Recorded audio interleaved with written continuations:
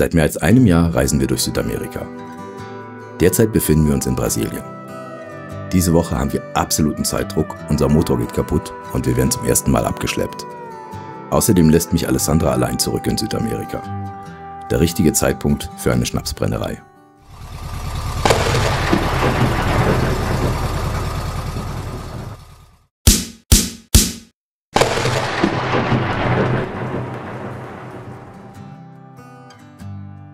Eigentlich hat die Woche ganz gut angefangen. Wir verlassen Bombinhas, die wunderschöne Halbinsel, auf der wir die letzten Wochen verbracht haben.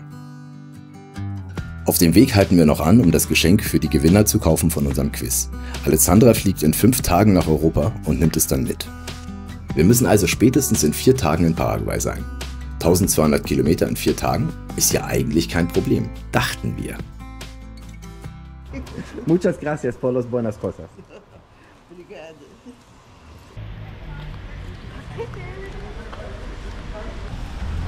Los Brasilianos? Wir haben die Geschenke, ne? Ja, schön. Was haben die Brasilianer? No, los brasilianos son master en caminar con cholas, tengo que decir. Porque con la lluvia me escapan de los pies, me caigo, deslizan. Hacen muy bien. Se lo pongo atrás, ¿no? Ja, besser. 100.000 Kilometer. Juhu! Ja, geiles Jubiläum. 100.000 mehr. Aber wir sind jetzt nicht mit dem Motor oder mit dem Setup 100.000 gefahren. Wir haben ein neues Cockpit eingebaut, als wir den Motor gewechselt haben. Und das Cockpit hatte zum damaligen Zeitpunkt 41.000 Kilometer drauf. Das heißt, wir haben jetzt knapp 60.000 Kilometer so gefahren, seitdem der Motorumbau gemacht ist. Und jetzt stehen wir wieder bei 0. Also falls jemand den Bus kaufen möchte mit 0 Kilometer Leistung, dann wären wir dafür zu haben. Ist natürlich ein angemessener Preis, klar. Ich meine, das Auto ist nie gefahren. Niegelnagelneu, unter 50.000 machen wir es nicht, aber wer Bock hat, einfach bei uns melden, ne?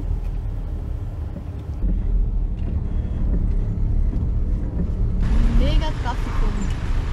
Also 1,5 Stunden stehen wir jetzt schon im Stau. 16 Kilometer haben wir schon geschafft von Bombinhas. Pero ha pasado mucho tiempo de la última vez que estuvimos en un tráfico. Ja, stimmt, ja, es ist wahr. Wir standen lange nicht mehr im Stau, muss man sagen, aber wer fährt schon sonntags aus einer Urlaubsregion weg?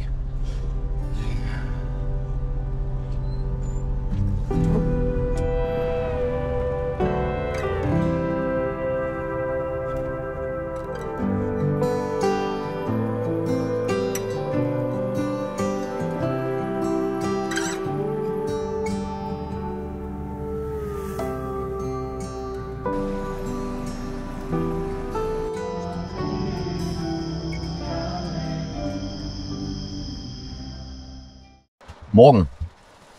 Regenwald, es regnet. Kaum ins Landesinnere gefahren, hört es überhaupt gar nicht mehr auf. Jetzt hängen wir hier im Bus im totalen Matsch fest, aber auch nicht so schlimm, geht auch gleich weiter. Und heute machen wir was ganz Cooles. Heute gucken wir uns eine Cachaça-Produktion an. Also es gibt ja Rum und Cachaça und in Brasilien wird eben Cachaça getrunken. Ihr kennt es auch alle aus dem Caipirinha, aus dem Mojito. Also der brasilianische Hartalk sozusagen. Und heute gucken wir uns an, wie der produziert wird. Danke. 5 minutes later. Es ist nicht zu fassen. Es ist echt nicht zu fassen. Wir haben ja nun, wie heißt es hier, unsere Lichtmaschine wieder instand gesetzt und hatten eine neue Bremse eingebaut, weil die brauchen wir so eine Bremse, damit kein Überstrom entsteht. Die hatte schon nach 3 Tagen wieder angefangen zu quietschen. Also die Reparatur hat wirklich ganze 3 Tage gehalten. So, und jetzt reißt uns schon wieder der Keilriemen, weil das Ding schon wieder blockiert hat.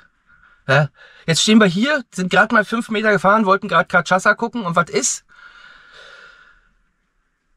Jetzt kann ich die scheiß Lichtmaschine wechseln. Und wir stehen mitten auf der Straße, wir können uns keinen Meter mehr bewegen, gar nichts mehr. Und es regnet wie Sau. Ja, ein ganz toller Tag. Super Start in den Tag. Ich wechsle jetzt die Lichtmaschine. Ist das geil.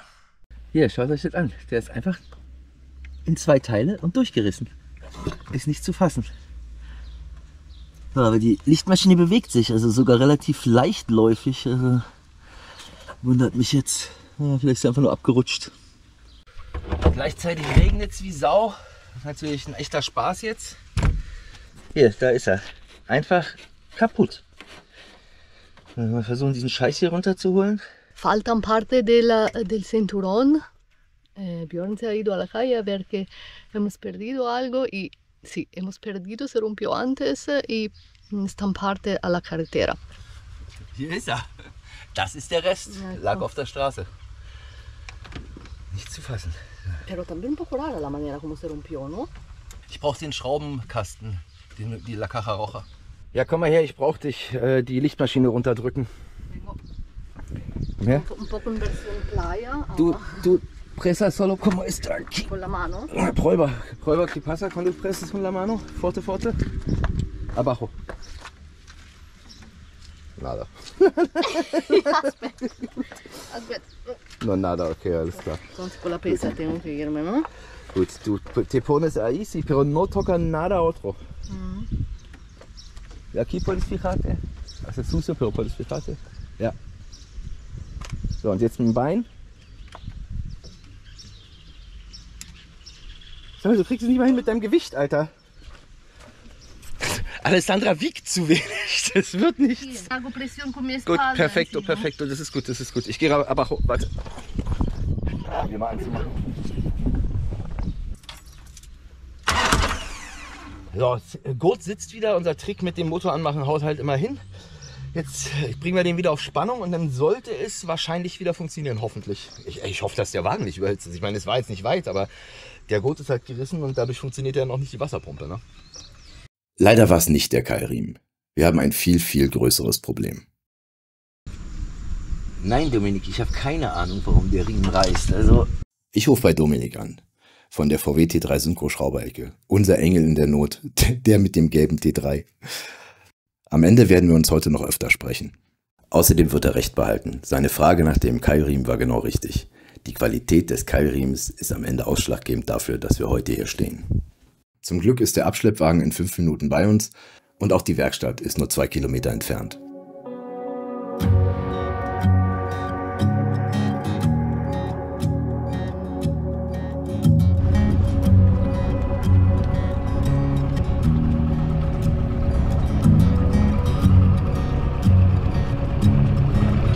Poco más. Ya. Tengo miedo que toca enfrente, chachi. Mira. Y uno y otro.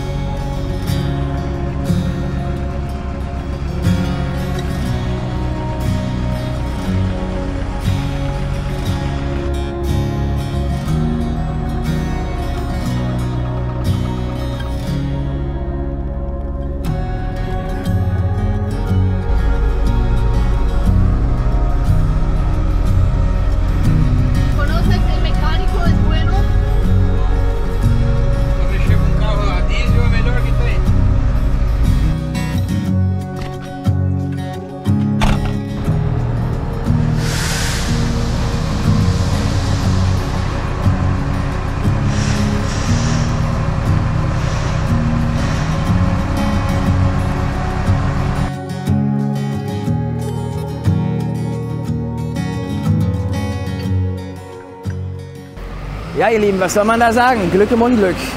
200 Meter haben wir es geschafft zu fahren. Jetzt stehen wir hier und wenn wir Pech haben, sind wir richtig gearscht, weil uns ist von dem Keilriemen ist in den Zahnriemen reingerutscht, wo man sich auch fragt, warum da ein Zwischenraum ist, aber egal. De facto ist der da reingerutscht und hat uns die OT-Stellung verjagt. Das heißt, wir haben die Steuereinheit, also die Steuerung, die Einspritzmoment und der ganze Steuerung von unserem Motor haut nicht mehr hin.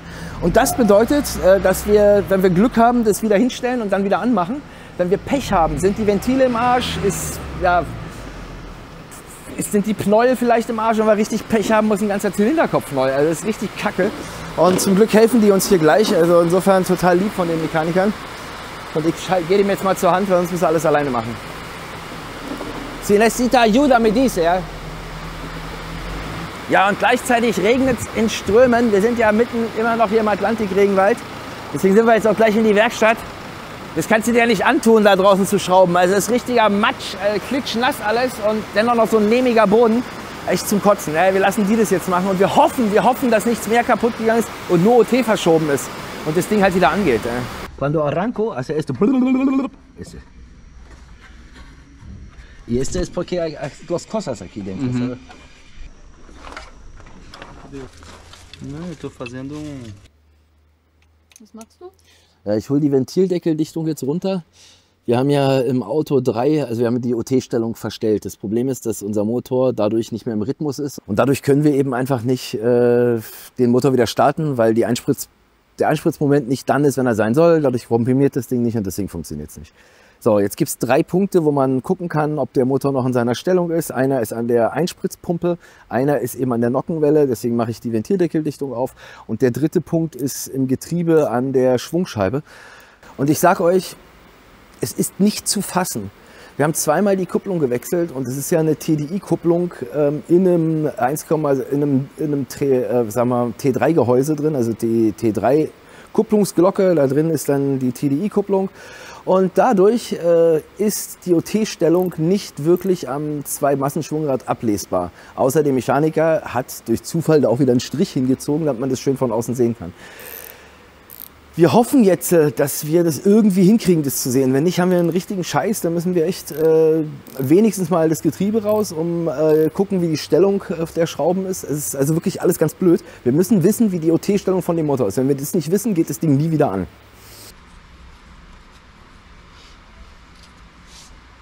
Es regnet und regnet und regnet. Ja, zum Glück stehen wir unterm Dach. Und wahrscheinlich noch viel länger. So eine Scheiße. Das ist scheiße, oder? Por suerte tenemos un grande techo encima de nosotros. Echt unglaublich. Horrible. Also, Problem ist ja, dass wir hinten an der Kupplung, an dem Schwungrad der Kupplung keine Einstellungsmöglichkeit mehr haben. Und wir haben schon gedacht, wir müssen den ganzen Motor auseinanderbauen. Wir machen das jetzt aber anders. Wir stellen OT an der Nockenwelle ein, das kriegen wir hin.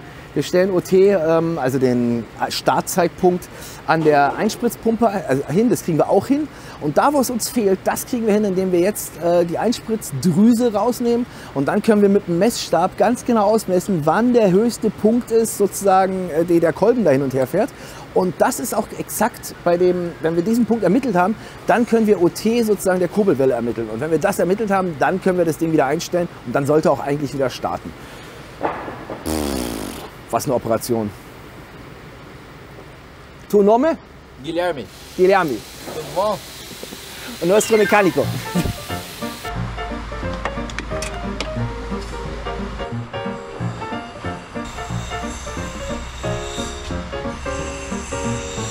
Vero. Geht los. Also, wir versuchen es jetzt. Hoffentlich geht's, Alter.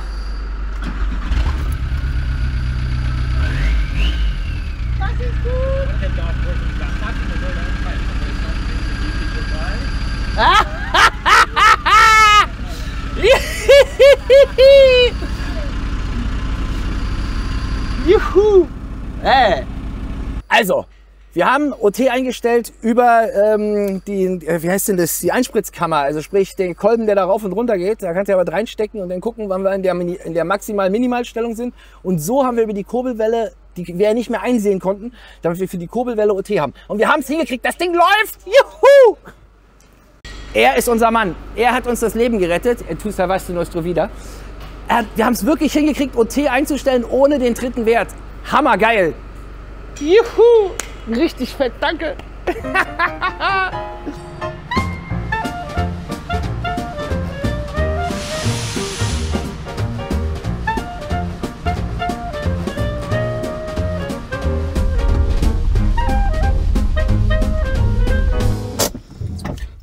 Also, wir wären ja nicht Roadhouse-Bus, wenn wir nicht immer weitermachen würden. Also heute war echt ein Scheißtag. Ja. Um 9 Uhr morgens, na nicht mal, das war früher, das war 8, na, geht halt das Auto kaputt nach 200 Metern. Und nur, weil in ein kleines, 2 cm großes, langes Loch, 1 cm breit, der Keilriemen reingerutscht ist und den Zahnriemen verstellt hat. Jetzt haben wir aber total Schwein gehabt, weil das nur an der Dieselpumpe den Zahnriemen verstellt hat und dadurch ist der Motor nicht kaputt gegangen. Normal durch so eine Aktion 90% danach ist der Motor am Arsch. Entonces tuvimos suerte. Genau, der Rothausbus hat Glück und deswegen machen wir auch einfach weiter. Nicht, dass wir heute uns ins Bett legen oder kein Video mehr drehen. So, wir sind jetzt beim Cachaça angekommen. Wir gehen jetzt Cachaça probieren und ziehen jetzt einfach durch. Was sollen wir auch anderes machen? Bringt ja nichts rumzuheulen. Also, auf geht's. Wir zeigen euch jetzt, wie man Cachaça produziert.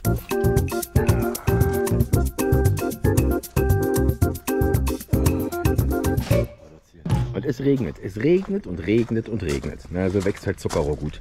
So, vamos. Und ihr wartet. Wir sind gleich wieder da. Guck mich nicht so an, Mali. Also total cool. Wir sind jetzt in der Cachaceria und der Typ sagt, ja, bedient euch einfach selbst, macht euch einfach selbst euren Drink, probiert halt einfach mal durch. Ihr müsst immer bedenken, die Dinger haben 40 Grad. Wie viel will man denn davon probieren, wenn man noch bei 0,0 Promille durch die Gegend fahren will? Höchstens 2. Hey Baby, komm mal her. Bingo. Hier. Nach dem Tag können wir das auch gebrauchen. Also, Cachaça von der Casa Forte heißt es hier. Und der hat sogar eine Goldmedaille, heißt es. Oder sagt man. Also, Salut. oh, es riecht richtig geil nach Zuckerrohr. Total, ne? Muy suaves. Bueno. Muy bueno. Sehr, sehr lecker. Also, die sind alle im Holz ausgebaut. Also, der Goldmedaillengewinner ist in dem Holz ausgebaut. Und das heißt, der wird im Holzfass gelagert. Für wie viele Jahre? ¿Cuántos años? ¿Cuántos años? 3 años, okay. Also, 3 Jahre ist der in dem Fass dort drin. Und nach den 3 Jahren kommt er dann erst in die Flasche. Und das macht's ja aus. Und wisst ihr, was der Unterschied zwischen Rum und Cachaça ist? Also, Cachaça wird direkt aus dem Saft des Zuckerrohrs gemacht und Rum wird aus Melasse gemacht. Das heißt also, das ist schon was anderes. Und das macht den Cachaça aus, der schmeckt einfach frischer. Das ist ein großer Unterschied. Also, und gerade hier schmeckt es echt geil. Es riecht auch richtig nach Zuckerrohr. Also echt ein geiles Getränk. Ist gut? Ist gut? Genau, das wollte ich gerade sagen. Ist sowas wie Jägermeister und hat 50 Kräuter. Jetzt bist du todo, ja. Ja, para mí también, por favor.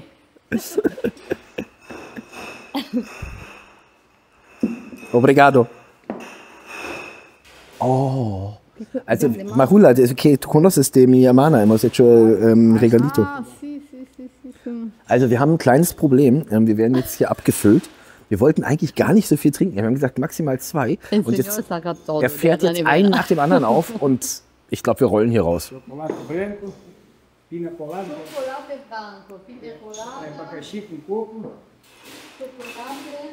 dulce de leche, maracuyá, madura. ¿Cuál probiamo? Yo, para mí, licor al café.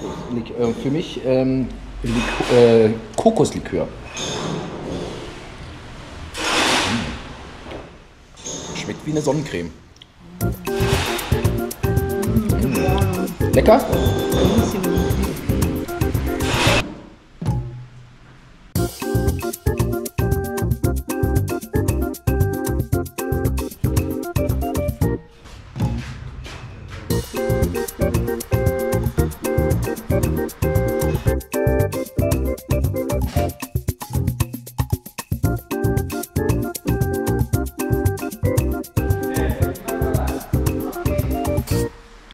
Aus diesem Becken kommt dann der fermentierte Saft, wird dann rüber gepumpt hier über diese Leitung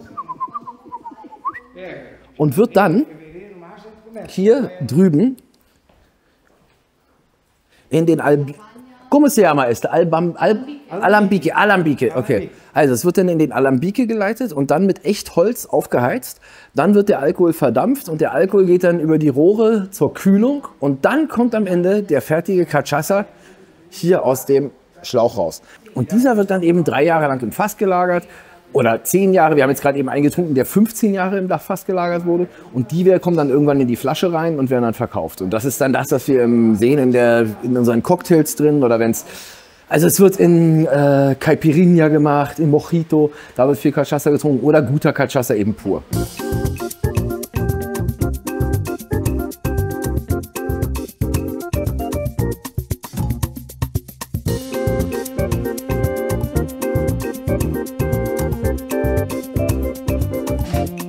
Creo que tomamos este. Ja? Nehmen wir den? Ya, ganó medalla de oro San Paulo y a Minas Gerais. Entonces.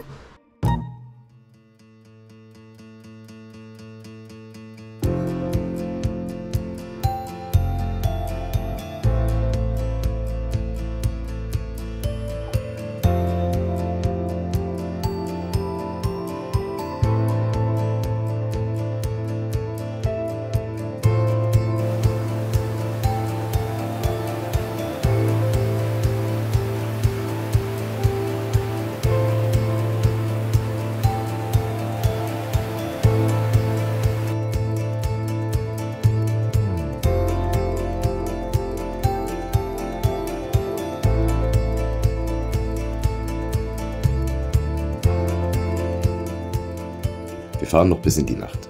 Und bisher läuft der Motor gut. Das gibt Hoffnung. Vielleicht schaffen wir es ja wirklich noch bis nach Paraguay. Außerdem haben wir eine Jesus-Erscheinung. Naja, dann kann ja nichts mehr schief gehen. So ihr Lieben, wir sind soweit. Es geht weiter Richtung Paraguay. Wir haben jetzt 700 Kilometer heute vor uns. Der Zeitdruck wächst. In 3 Tagen fliegt Alessandra von Asunción. Das heißt, da wird echt nicht mehr schief gehen. Wir sind so Glückskinder, dass es gestern das Auto nicht zerrissen hat. Also normal, wenn der Zahnriemen wegfliegt, nicht mehr da ist, in irgendeiner Art und Weise falsch sitzt, dann kann der Motor einen kapitalen Motorschaden kriegen. Also in 90% der Fällen ist der Motor danach im Arsch. Wir haben Schwein gehabt, wir gehören zu den 10%, wo das nicht der Fall war, weil der nur an der Dieselpumpe durchgerutscht ist. Das heißt, er hat einfach nicht mehr eingespritzt. Der Rest war noch im Takt. Wirklich Schwein gehabt. So, und hier regnet es immer noch wie Sau. Das heißt, es wird heute ein harter Tag. Viel Autobahn, aber egal. Auf nach Paraguay.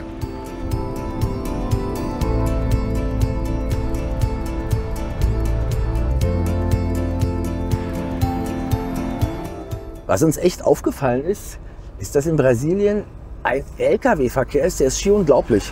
Und ihr wisst ja vielleicht, dass Brasilien diese Lizenz hatte für den T2, also die durften ja den T2 haben den bis 2011 gebaut. Und ja, was das Krasse ist, man sieht hier richtig, dass, das hatten wir in unserem Wirtschaftswunder in Deutschland ja auch, dass günstige Fahrzeuge für den Normalverbraucher, also sprich den T2, dann gibt es hier so Pickups, die es bei uns alles nicht gibt, von Volkswagen, von Fiat. Ja, wie soll ich sagen, also man sieht richtig, wie das Land wirtschaftlich nach vorne kommt, also wie die richtig, also hier zumindest in der Region, wo wir sind. Und das wird einfach dadurch realisiert, dass der Transport günstig ist. Also wir zahlen hier für einen Liter Sprit zeitweilig unterm Euro, ne? Und dann gibt es auch noch schlechteren Sprit für LKWs. Diese ganzen Baufahrzeuge, also T2 und diese ganzen Pickups, die haben auch alle diesen ganzen Abgasschnickschnack nicht. Ja? Also wenn du hinter einem T2 fährst von 2011, dann stinkt der richtig krass nach Benzin. Aber dadurch sind die günstig, die kosten neu haben die so um die 11.000 bis 13.000 Euro gekostet. Noch eben vor 10 Jahren, das wäre in Europa undenkbar, einen Bus für 13.000 Euro zu kaufen. Und hier ist es aber eben möglich und dadurch haben die ihr Wirtschaftswunder sozusagen. Bei uns gibt es sowas ja nun nicht mehr so wirklich richtig.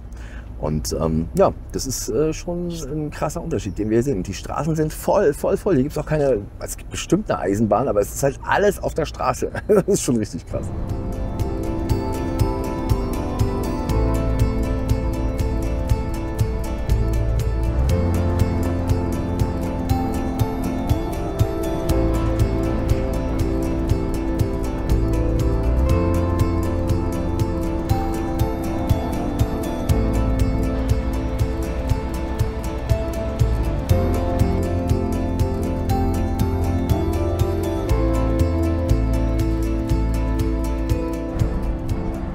So, jetzt stehen wir erstmal im Stau. Nichts geht mehr, gar nichts. Unfall und Baustelle. Na gut. Und es ist schweineheiß. Geht's noch? Bueno, hasta hace poco había la lluvia, ahora un poco de sol, esperamos que se va pronto. Ja, das ist so krass. Also die ganze Zeit war es echt nicht so heiß. Und jetzt 1 Minute die Sonne draußen.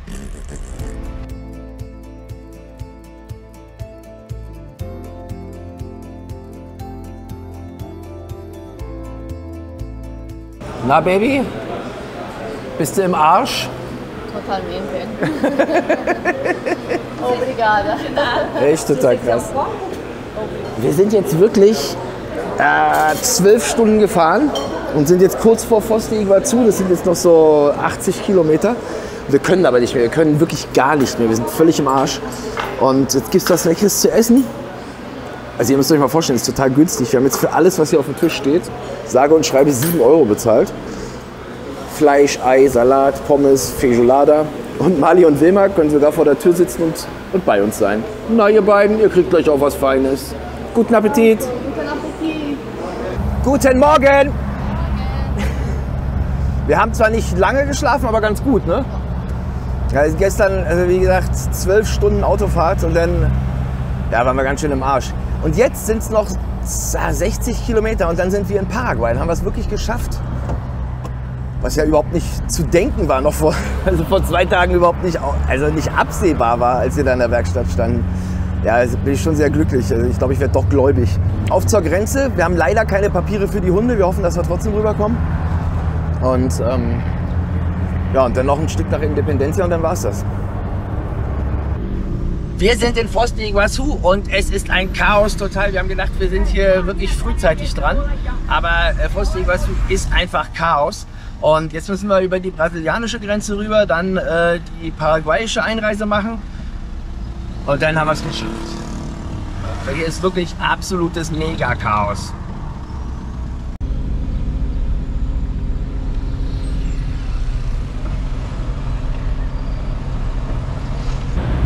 So, auf zur Grenze, oder besser gesagt zum Zoll. In diesem Vollchaos hier. Zum Glück stehen wir am Schatten, können wir zu zweit gehen.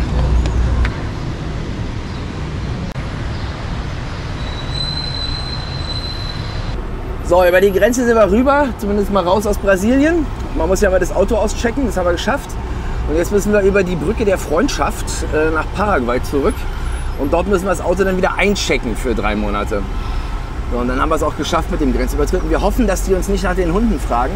Aber hier ist es in Paraguay ist es so ein bisschen, naja, das ist alles so ein bisschen anders. Also dementsprechend hoffen wir da durchzukommen.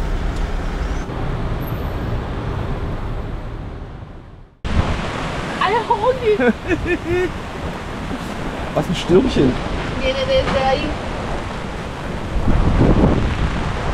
Eieieiei. Man sagt hier Chaperon, eine kleine Abkühlung, aber das kommt mir eher so vor wie so eine große Abkühlung, die jetzt kommt.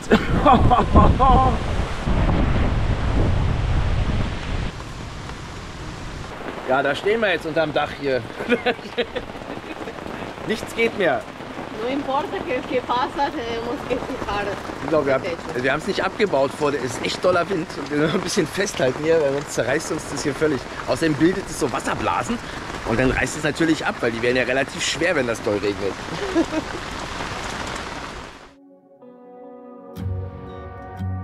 Am nächsten Morgen mache ich mich auf den Weg zu meiner Familie. Der Gedanke, sie endlich wieder in den Arm zu nehmen, lässt mich die lange Reise mit 3 Flügen und 4 Wartezeit vergessen. Am Ende komme ich gut an, nur leider hat es mein Gepäck nicht bis Mailand geschafft. Danke an euch für die liebe Unterstützung bei PayPal. Wir sehen uns in der nächsten Woche.